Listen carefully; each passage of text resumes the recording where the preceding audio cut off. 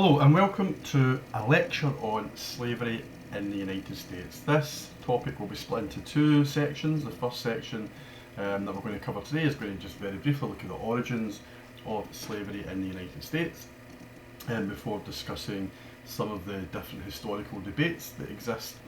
And then in the second part, which will be a separate YouTube lecture, we will examine some primary sources and try and gather evidence that will support some of these different historiographical interpretations of the nature of the slave system prior to the American Civil War. Okay, some background. Here you see what historians refer to as the triangular trade. Now, Britain played a really significant role in the transatlantic slave trade in the 17th and mostly 18th centuries.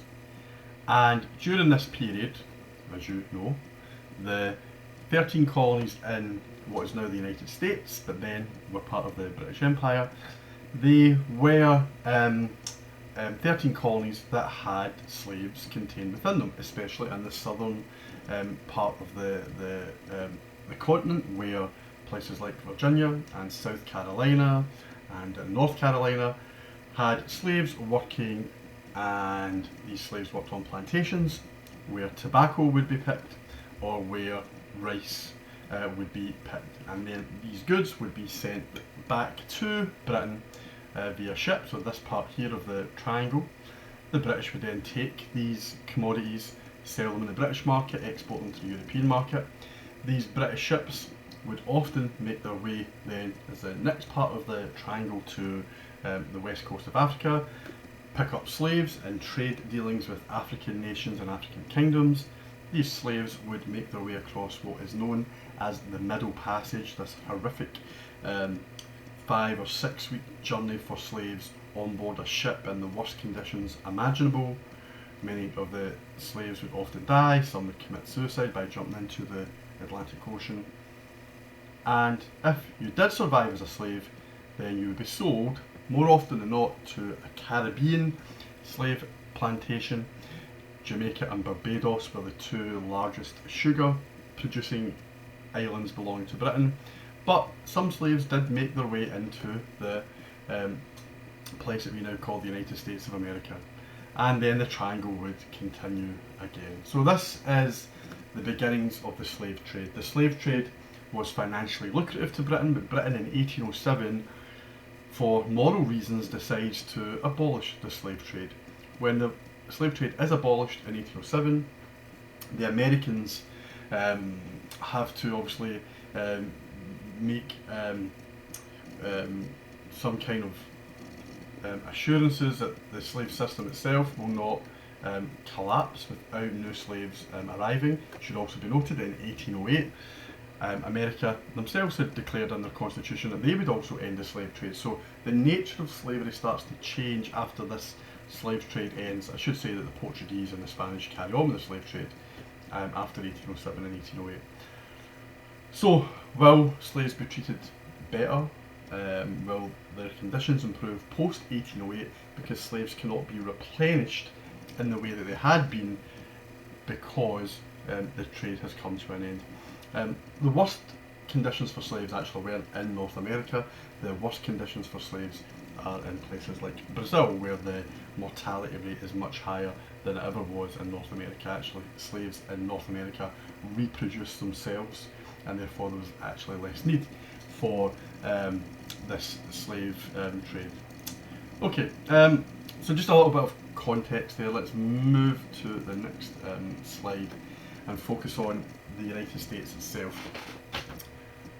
The last census before the American Civil War, which begins in 1861, is 1860 census, and this is a really important little snapshot of the demographics and the population of the United States just before things change dramatically.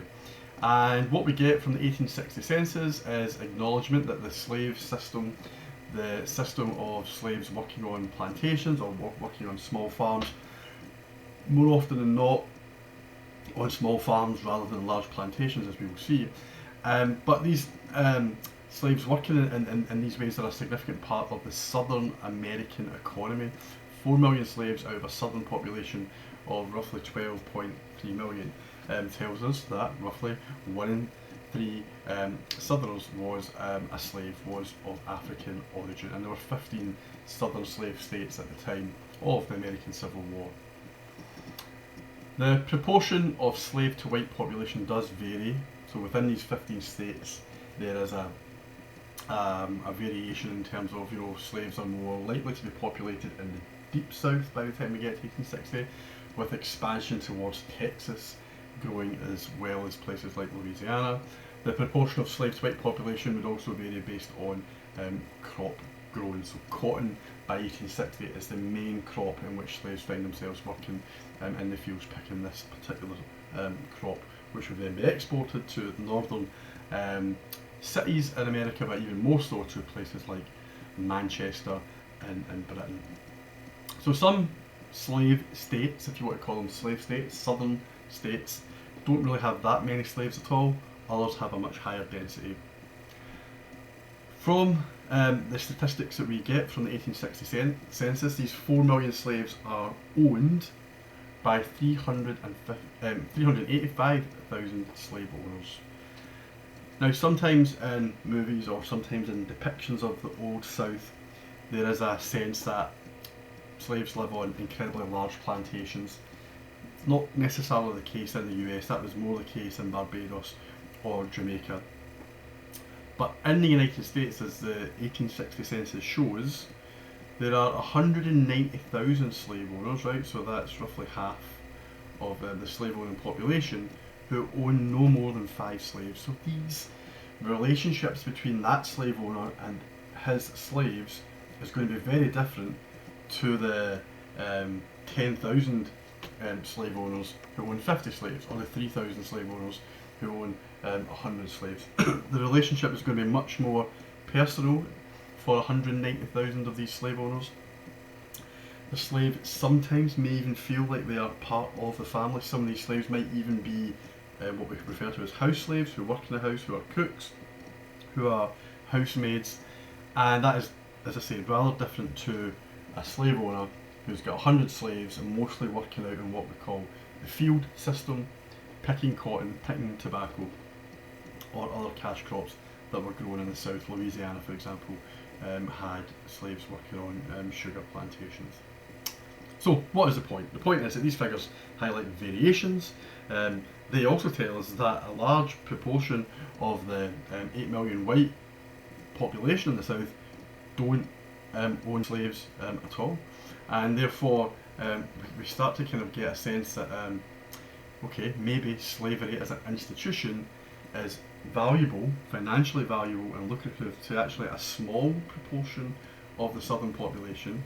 However, it is maybe more important to the rest of the southern population as a form of racial control. That's a controversial point that we'll come back to in a moment. Just want to show you a little bit of the kind of geographic location that we are referring to here. These are the shaded kind of areas, mostly in kind of reds but some orange. These are the southern states of the United States prior to 1860. This is from the 1850 census.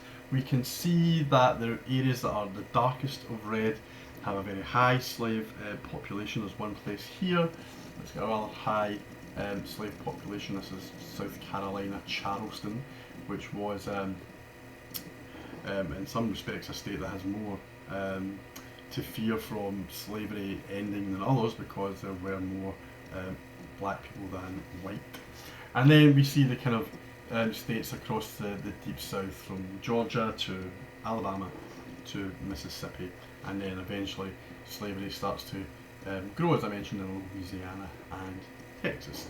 In the slightly more northerly states, things start to change from about 1850 to 1860, with more and more slaves who once did live here, and maybe places like Tennessee, even in parts of Virginia, slaves being sold from here into the deep south, which was also not a good thing for the slaves, but it made money for the slave owners who would sell their slaves.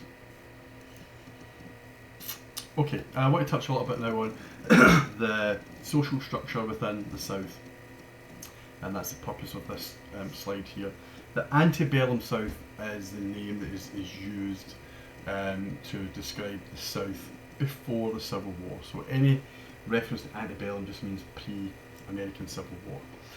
And the structure of the American South is it's a social class system exists. It's very much a one with a hierarchy, with a small ruling elite. Then you've got middling elements before you then have the kind of labouring poor. At the very bottom of this social structure are slaves. Now, I just want to touch on this a little bit more. The slave relationship is a complex one. It's made complex by race. If this was just a class system and these slaves at the very bottom were white, it probably would not have caused so much controversy in the United States, and probably would not have led maybe to a civil war, although that's debatable. But it's the complexity of the slave system is based on the fact that slaves are black. There had been previous slave systems in other parts of the world over the course of history, and slaves were the same colour of skin, same race as the ruling elites, and therefore the racial element wasn't present. But in the United States, what we see is that class power kind of disappears into the background, and this system here becomes to mean more, or starts to mean more about kind of race and racial control and racial superiority, which is pushed to the forefront of the social class relationship. But it's still ultimately a social class relationship. It's just that slaves are the lowest subordinate class, and it's important to bear that in mind. I just want to talk a little bit about how race fits into this social class hierarchy. At the very top of this, what still largely agricultural based society, although it relies upon trade with kind of urban areas and other parts of the world. This agricultural based society is most of the time producing cash crops on these larger plantations, right? And that's cotton, tobacco, rice, indigo, and as I say, in Louisiana, sugar.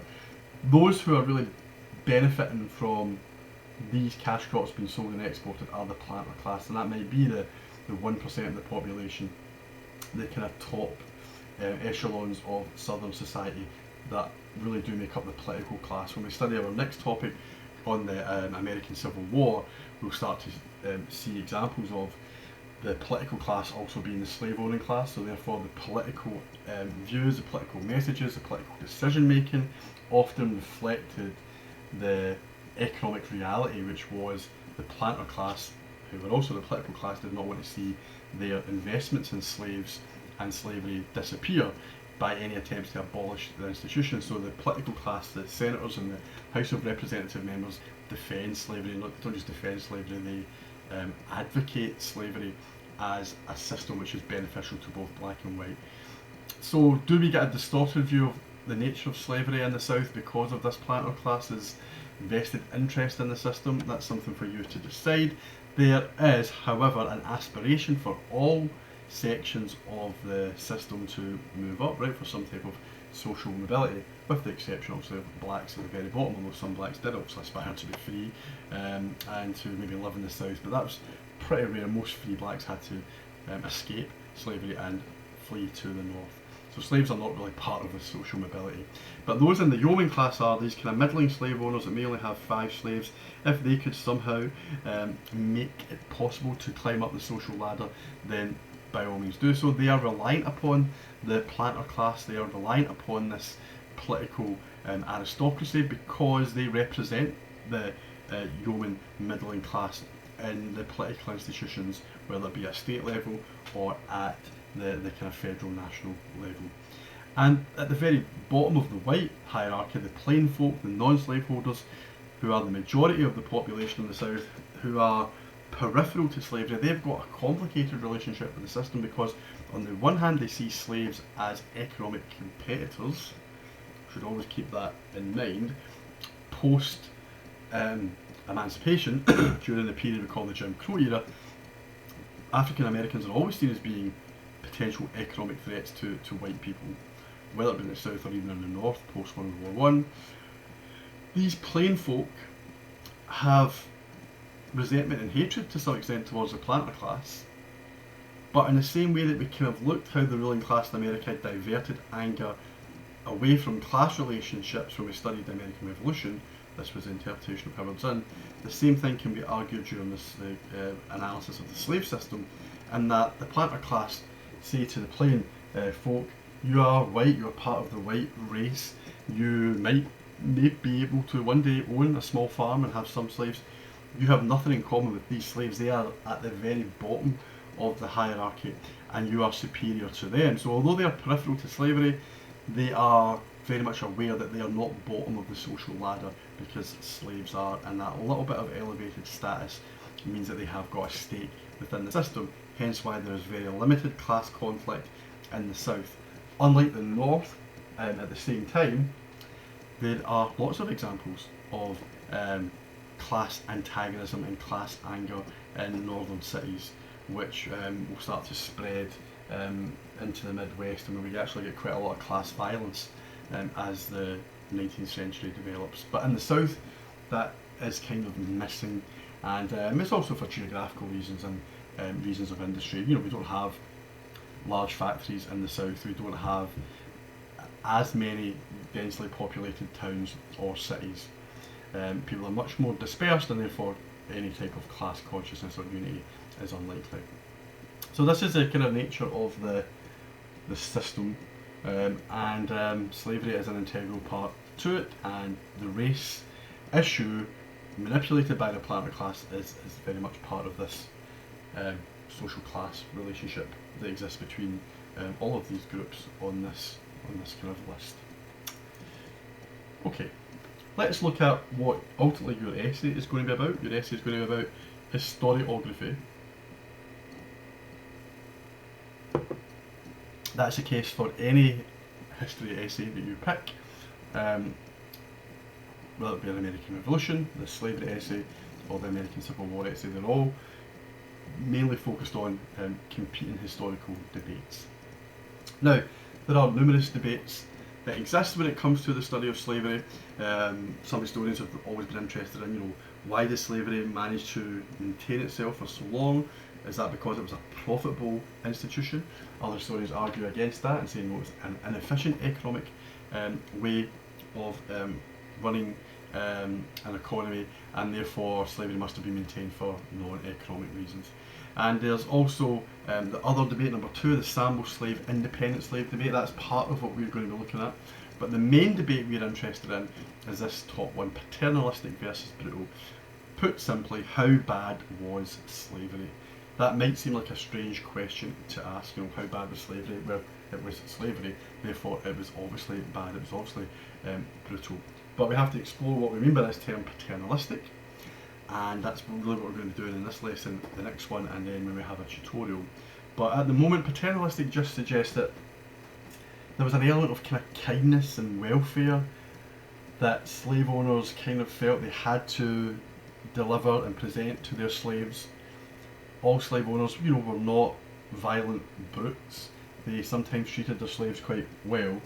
Now, don't get me wrong, paternalism was not based initially on kindness or concern. It was more based on the requirement to discipline a subordinate class and to justify the subordination of a class.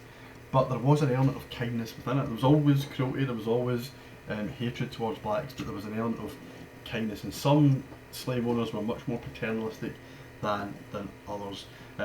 It's hard for historians to truly know what the kind of divide was between, you know, fairly kind and benign and complete brutal sociopaths who treated their slaves with great severity.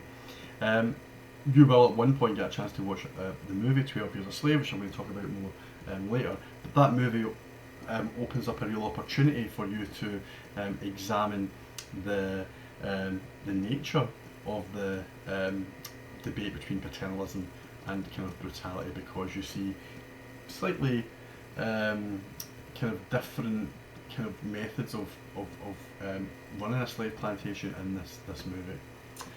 Okay, at the very end of this slide it says examine a diagram of the board. I don't have a board, so I had a bit of paper which I'll take a picture of. And this here is just a little method to kind of get your head around the different historians and their kind of position. And we're kind of plotting these historians on a kind of graph, if you like, here, to see where they stand when it comes to this debate about, was slavery mostly benign and paternalistic, or was it severe and brutal? And I've added two other dimensions to the kind of graph: agency and passivity. And I think it's really important that we focus on these as well, because there's often an assumption that slaves were completely suppressed by their owners, to the extent where life was so harsh, so cruel, and so difficult that they woke, they worked, they ate, they slept, they woke, they worked, they ate, they slept. Now, in some parts of the Americas, like Brazil, slaves working in, let's say, the coffee plantations, that was the existence. That's not the case in the United States. This is not an attempt to defend or justify slavery in any way.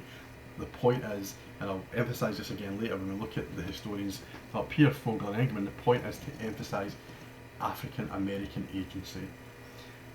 Slaves were not passive recipients. They were not cultural ciphers of everything that was white and Christian. They did question, they did challenge, or they reassessed some of these values imposed upon them and created their own. Again, just to give you one little heads up to the movie that you will watch, there's a really poignant scene in the movie where in this 12 Years a Slave story about Solomon Northrop, the slaves are working in the field and a slave drops down and dies, appears to be from exhaustion. And there's a slave funeral, and at the slave funeral a song is sung, this famous slave hymn, Roll, Jordan, Roll. And that is a moment of real agency in the movie. It's a real thing that happened in the story told by Solomon Northrop, who was this slave for 12 years. And you get a real sense that there's a kind of black slave culture that has emerged and developed. And that suggests agency. That is the exact opposite of the passivity that we get from some historians. And that is why we kind of want to look at this debate. It's not to kind of say slavery was okay. Of course it wasn't, right? We know that, that's a given. But it's to look at how African Americans themselves created their own lives and their own cultures, and that they did not just sit back and accept slavery completely. They were able to sometimes overcome, and to use the words of Genovese here, who you'll study for the tutorial, negotiate some concessions from the slave owning class to improve their lives. Now, weirdly, that actually makes the slave system more entrenched, because Africans start to have a little stake in it themselves, because they're kind of starting to have a say in how it's going to work, and as we get further and further into the 19th century. But it's important to know that African American slaves were conscious of the fact that they could kind of tease out concessions from their slave owners. Down here you've got the historian Peter Colchin. Colchin I've kind of put into the category that slavery was kind of severe and it was brutal, so he kind of accepts that, a little bit like Stamp, who I'll touch on in a second. But Colchin does argue for agency, because the section that I'm going to get you to look at regarding Peter Colchin focuses on resistance and runaway slaves, and that definitely suggests agency. Slaves are running away for a reason. Fogler and Engelman, who are going to constitute the largest part of your assessment, were groundbreaking historians. You're probably not going to agree with them. I'll even show you some examples in a moment of why you might not always agree with them. But they are very much in this top corner. They argue that slavery was paternalistic, benign. Most slave owners were able to recognise that their slaves were human beings, and they treated them as human beings. And as a result, slaves actually ended up having lots of agency. Or if you look at it the other way, the reason why the system did become more paternalistic and benign and was slightly more kind to the slaves was because the slaves themselves used their agency to create that type of system. So all the kind of historians in green focus on agency more than the historians in pink, who focus on passivity. Now, the ones who focus on passivity don't always fall into the severe and brutal category. Actually, only one does, Stamp. And Stamp is an excellent historian, right? He's one of America's most famous, he's dead now, but he's one of America's most famous historians of the 19th century, both writing about the Civil War and writing about the slave system. And Stamp is kind of directly in contrast with Vogel and Engelmann's research. Stamp actually writes before Vogel and Engelmann. Vogel and Engelmann's work is a kind of response, if you like, to Stamp. Stamp, in his book on the peculiar institution, right, is what slavery was referred to, he says that slavery was severe, it was brutal. Doesn't matter in what areas, whether it be in housing or in food or in clothing or in punishment, slavery was just incredibly harsh, a system that was anything but paternalistic. But the nature of Stamp's work, although he does quote he does quote primary sources that other historians quote, such as Solomon Northrop's 12 Years a Slave, Stamp tends to be of the view that there isn't much slave agency, not because slaves are lazy, not because slaves are lacking in intelligence, but because the system is so repressive, it is difficult for slaves to have agency. And the two guys up here, so Stamp is very, even though he's in pink, right, he's very different than these two here, Ulrich Phillips and Stanley Elkins. Phillips is one of the kind of first historians to write about slavery, and Phillips's view is that in some respects slavery was a burden on white slave owners. They were kind of just doing their best. They would rather slavery had disappeared, you know, which is not true, as we will know from the history, right? Slave owners tried to perpetuate slavery, they wanted slavery to expand, hence why we have the Civil War. But Phillips also thinks that slaves do well from slavery in that they develop under their slave owners. You know, there's a kind of mutual dependency, but the African origins of the slave means that they are racially inferior, so the slave owner has to kind of provide welfare for these slaves. So Phillips' views now are kind of dated, I would say, and historians have rejected Phillips' view that slaves were passive, but they benefited from the benign nature. Elkins' work is probably the worst in some respects, although Elkins has tried to justify his work. He argues that slaves were incredibly passive, but he does say they were passive, a little bit like Stamp, but he tries to say they were passive because of the nature of the system. But he goes way beyond Stamp in terms of his definition of a slave during the period of the 19th century. In fact, I'll look at one of Elkin's definitions in a moment. So these are the kind of different areas of historical debate, and I think it's quite useful just to kind of plot them. For the purposes of your essay, you're going to look at Vogel and Engelmann, and you're going to look at Stamp. You're also going to look at Genovese and Colchin for the section where you have to evaluate the historians. So you have to evaluate Vogel and Engelmann, and you have to evaluate Stamp. Then you want to use Genovese and Colchin. Genovese because he kind of agrees with Vogel and Engelmann that there's high levels of agency and that slavery therefore was maybe paternalistic and benign. Colchin because although he does agree with agency, he does believe that the system is severe and brutal, and that makes him useful to support the views of Stamp. Okay, so two views. Slavery is benign, this kind of idyllic picture of the South with, you know, beautiful landscapes and slaves working very peacefully and harmoniously within the fields with white overseers looking on. This is an incredibly positive interpretation of the slave system. And here is the more brutal version of it, the reality, which was slaves being whipped. Again, when you watch the 12 Years a Slave movie, you see examples of this brutal form of punishment, being tied to a post and being whipped. Now, what I often used to get students to do in class, and we can't really do obviously at the moment, is to discuss the kind of life of a 19th century industrial worker. So someone working in a factory in a northern city, maybe New York, maybe Chicago, and compare it to the life of a slave in the deep south.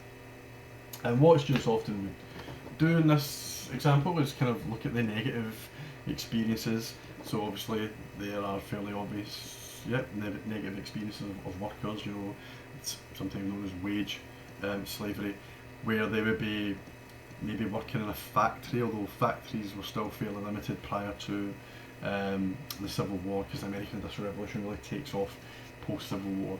But there would be factories, and some of the factories would be incredibly challenging places to work, and workers would have kind of, especially if they're working in cotton mills, diseases and illnesses that would come with types of work, and low wages would mean that their housing wouldn't be particularly good, and workers would live in poverty, especially immigrant workers who have just come over from places like Ireland.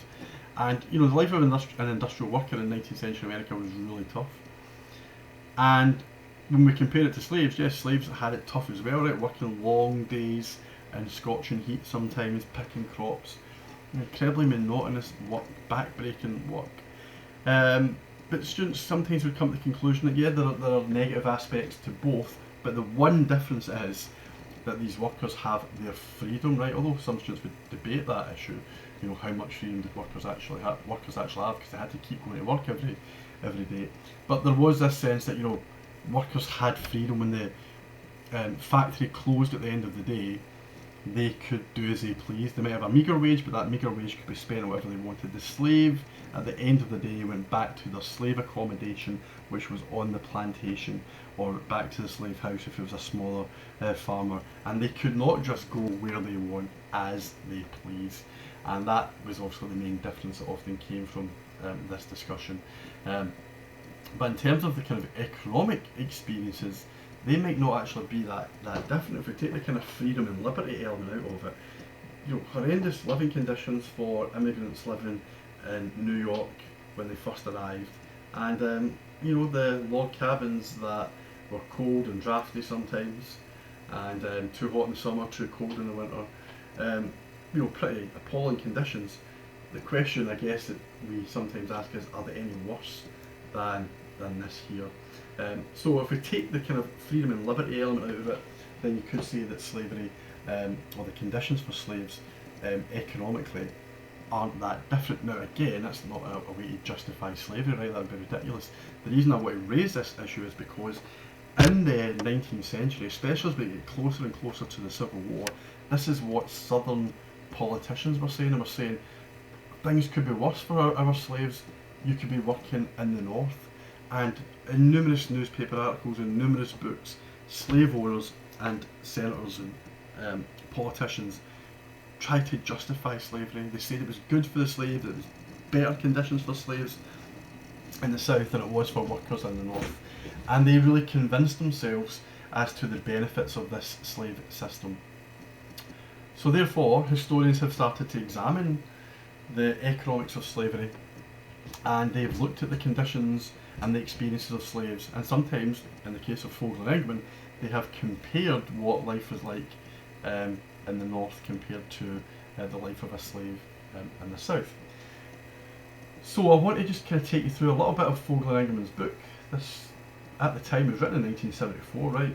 Groundbreaking piece of work, time on the cross, the economics of American Negro slavery, right? You can see how time has moved on, right? Because even now we would not use the term Negro. This was still used by some in the 60s and 70s.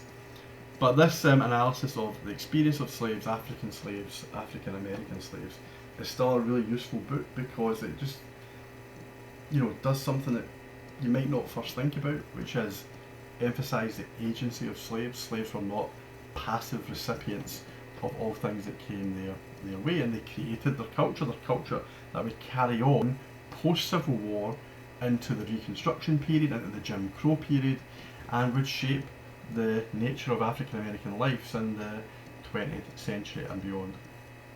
In Fogler and Engman's book, and I've only asked you to look at one chapter of it, so the book or the chapter I've given you, it focuses on a number of different areas. It looks at how working practices for slaves were organised. Fogler and Engman focus on family life, kind of family dynamics, slaves getting married, slaves having children. Even though technically the law says slaves could not get married, many plantation owners allowed for it because it maybe satisfied or appeased their slaves. And if you're less likely to run away if you've got kids and a wife living with you in your kind of slave accommodation. It touches on health and medical provision, food, which we're going to look at. I'm going to look at this one particular example, housing, clothing, and punishment. Punishment's a really important one. If you were to write an essay on this topic, you would want to pick maybe 3 or 4 of these different examples. We'll come back to that when we have a tutorial on the way that you might approach the essay.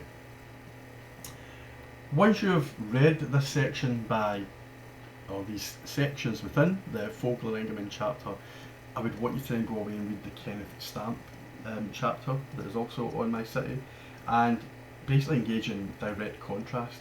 Stamp says this about, let's say, family life. Vogler-Engelmann say this about family life. Stamp says this about punishment. Vogler-Engelmann say this about punishment. And once you start doing that, really you have the basis of your essay. Okay, I want to kind of take you through a little bit of Vogler-Engelmann's work. Here is a Word document that I've embedded within the SWAY presentation. Also, you can access this SWAY presentation from My City, but you can also access the chapter without going via the SWAY. You can just go on to My City, click on the Vogler and Engelmann PDF, and you will get the book. And what it's quite a long chapter, right? But what's quite good about the chapter is it's got headings, right? So it's kind of split up in such a way that it's easy to identify the different sections that I just listed on the previous slide. But while waiting for this to download, one of the pages that I haven't included within this particular SWAY presentation, but is present within the PDF, is a kind of introduction. So that the first page that you will come across is page 107, and I'm just going to read from it now, where Vogel and Engelmann say the following, right? They want to kind of lay their cards on the table. They want to make it clear that they are not saying that slavery was an acceptable form of governing and kind of treating black people. They say slaves were exploited in both of the senses, right? That slavery was exploitative. Slaves were exploited for the advantage of their masters. They were whipped, sold on the auction block, separated from loved ones, deprived of education, terrorised, raped, forced into prostitution, and worked beyond the limits of human endurance. The labour power of slaves was also utilised without giving slaves an equivalent return, i.e. they were not paid. So they say, look, this is how bad slavery was. They don't deny it, right? Some of the worst things you can imagine have been listed in that little paragraph on page 107. However, and this is where the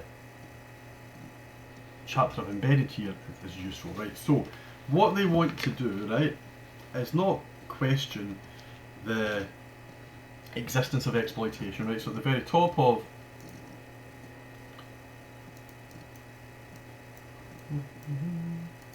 at the very top of page 108, it says, well, the existence of exploitation is beyond question. The extent of the exploitation is less clear. How frequent was the mean and improper use of slaves, and how far did meanness go? How much of the income produced by slaves was expropriated from them, and so on. So what we kind of get here from Vogler-Engelmann is, yes, slavery was bad, but how bad? And they start to run through a whole range of different examples, which I've mentioned in that previous slide. And the reason they want to examine how bad slavery was is to, as I mentioned earlier, focus on the agency of African Americans. African Americans, slaves, did have some control over their lives. If we go to this paragraph here, right, it says, if all that was at stake was a refinement of the historical image of the slaveholding class, the issue of the extent of exploitation could be disregarded, right? We're not interested really in the slaveholding class at all, right? We have to look at their work, we have to look at their diaries, their sources that they leave us, but that's not what Vogler-Engelmann are interested in. It says slaveholders have long been driven from the stage of American life, and rightly so. But what is the issue here is the need to arrive at an accurate historical image of the black man and woman, I would say, but this was written in the 70s, that gives the urgency to the issue. So it's about trying to find the agency that, black people did have some control over this cruel system. So Fogel would say, look, this is the assumption, right? If it was widely assumed that the plantation regime under which most slaves lived was cruel, that exploitation was so severe, that repression was so complete that blacks were thoroughly demoralised by it, so demoralised that they couldn't in any way shape their own lives. In this view, blacks were virtually, to use that phrase that I mentioned earlier on, cultural ciphers until they attained their freedom after the Civil War. Little positive development of black culture or personality was possible under this type of slave system, which was so exploitative, and therefore under the regime of the lash, the blacks had little incentive to improve themselves and got into very bad habits of doing as little as possible. So blacks were lazy. That was the kind of view that existed. In fact, this is the view that eventually would be put forth by the historian Stanley Elkins.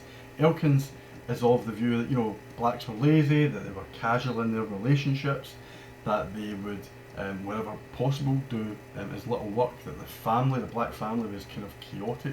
All of these kind of stereotypes that to some extent even still exist today are a product of how blacks were kind of defined by the slave system. In fact, here is Elkins, who I mentioned when we looked at that little graph.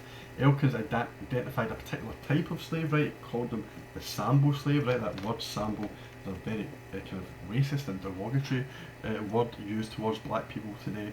He says the Sambo typical plantation slave was docile, so therefore, you know, didn't really have much desire to learn anything or do anything. Quite, I guess, unthreatening to whites. But he was also irresponsible. He was loyal to his plantation owner, but lazy, humble but chronically given to lying and stealing. His behaviour was full of infantile silliness, and his talk was inflated by childish exaggeration. His relationship with his master was one of utter dependence and childlike attachment. So this kind of requirement that he needed his master. It was indeed the childlike quality that was very key to his being. That is an incredibly negative interpretation of a slave, and therefore this view that slaves were docile and childish for Fogel-Engman, this view had to change, hence why they decided to write this book to challenge the image that had been created by historians like Elkins. So in that respect, you could say that Fogel-Engman's work, although you might still think that, you know, why try and paint a positive picture of slavery when we know that it wasn't, but their purpose is to say, look, African Americans were to some extent able to create and shape their own world. Now, I'm not going to run through all of those examples that were listed in the previous slide. I just want to touch on one, which is food. And pages 110 and 111 focus on this. Again, Fogel-Engman just wanted to kind of challenge what they believed in the 1970s was the pre-existing stereotypes of what life is like for slaves, right? And one of the things to do with food was that slaves had a very limited diet, therefore they could experience malnutrition. And one of the things that Fogel-Engman point out is that there was an assumption that blacks mostly ate pork and corn. That was all that was really available to them. It was the kind of food stuff that was in the greatest supply, so it was just kind of dumped upon Africans to eat. And what Fogel-Engman argue is that that's not the case, right? That a much more kind of detailed reading of slave plantation records, that's the kind of main source of this information, tells us that slave diets were much more rich, right? So on page 111 we get a list, right? Fogel-Engman run through all the things that slaves did get access to on certain occasions, and these might include beef, mutton, chickens, milk, turnips, peas, butternut squash, sweet potatoes, apples, plums, oranges, pumpkins, peaches, right? All these things, even sometimes fish, coffee and whiskey. Later on in the chapter, Fogel-Engman referred to rewards, and some of the rewards that slaves would get if they worked hard could be slightly more luxurious items like whiskey or coffee. And again, there's a sense here that slaves are able to create their own world, that they know that there might be benefits of certain activities, so they know when to try and please their master, and when they can get away with maybe not working as hard. One of the things that Fogler and Engman weirdly go on about quite a lot is on page 113 of the Fogler and Engman PDF, and they say what has completely escaped attention of historians is the fact that we are both slaves and free men, right? This is a big part of the argument, comparing free men in the north with slaves. Well, they both ate a large quantity of potatoes. Slaves consumed virtually nothing but sweet potatoes, although most of the potatoes consumed by free men were white potatoes. Seems all very trivial, right? The significance of this dichotomy is that sweet potatoes are a much better food than white potatoes. Sweet potatoes are highly rich in vitamins A and C, and are also fairly high in calcium. This is when it seems that Fogler and Engman are pushing the argument a little bit too far, that, you know, slavery, okay, it's brutal, it's severe, it's exploitative, it's all the things that they stated at the start, but hey, you've got access to calcium and vitamin C via these sweet potatoes. Most slaves would have gladly given up their sweet potatoes for freedom, is the argument that Stamp and other historians would give. But you kind of get a little sense of what Fogler and Engman are trying to do here with every example, whether it be food, whether it be shelter, the log cabins that slaves lived in, whether it be the type of clothing, whether it be rewards, whether it be medicine and healthcare.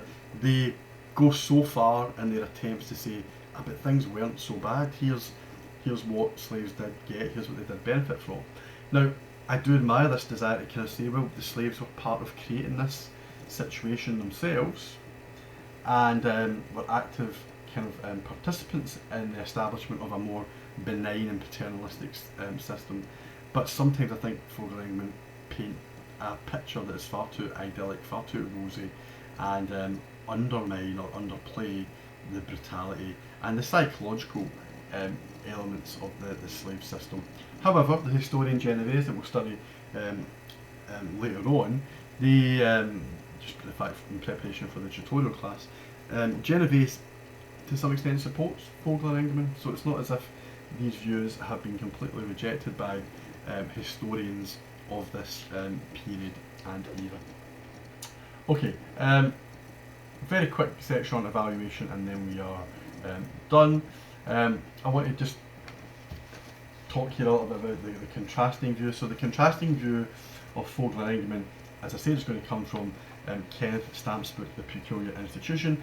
So you're going to use Stamp to evaluate Fogler and Engman, but you're not just going to use it for that. You're actually going to have to analyse a chapter by Stamp himself, right? So you're going to look at two conflicting historians, Stamp and Fogler and Engman.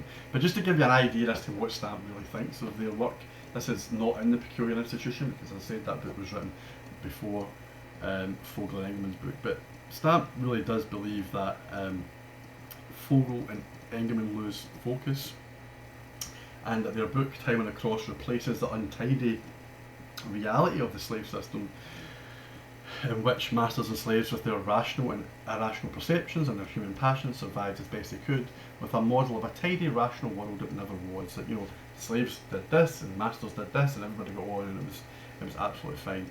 And I think you'll find real merit in obviously contrasting Stamp's work with Fogel and Engman. And the other historian that I mentioned, and Fogler and Engman again underplay this, is Peter Colchin. Colchin identifies, here's Colchin's book here, identifies different forms of resistance. Now there are some here which are fairly small scale, and then there's other much more exciting and much more threatening to the southern way of life, which is the uprisings. But if we start with silent sabotage was the norm. Slaves would, where possible, cut down on the work they were doing. Yeah, sometimes they might steal a little bit of food for themselves here and there. They would do what they had to do to make life as bearable as possible, and that is, again, an example of the agency of slaves. Runaway slaves, possibly as many as 1,000 a year. That would suggest that something is wrong. Historians have in the past said, well, maybe behaviour reflects thought, right? And 1,000 a year doesn't seem that many. You know, maybe only 1,000 per year were unhappy with the slave system. But the reality is, slave revolts were rare occurrences, slave runaways were rare occurrences because black black people lived in fairly remote areas, and plantations were dispersed across the land, and it was quite difficult to know where to go if you were to escape from slavery, especially if you're in the deep south. You know, you had slave catchers, you had well-armed masters who could go on a horse and try and hunt you down. There is a kind of very good movie that came out last year called Harriet, about Harriet Tubman. You should try and watch this. Harriet Tubman does help slaves escape, but she helps slaves escape from the upper south. It's a bit easier to kind of escape if you've not got as far to go. And what happened in this example is slaves escaped across the so-called Underground Railroad, which were different stops. Wasn't a real railroad, different stops for slaves as they were running away to get assistance at a little homestead here, a farm here, until they eventually made their way as far north as possible, or even to Canada when they were completely safe from the American legal system. That did happen, but it was difficult to escape, and hence why you needed this coordinated system in place. So we shouldn't think that the fact that there was limited uprisings, limited runaway slaves, as evidence that slaves were happy with their existence. You had physical resistance, and there's a good example actually.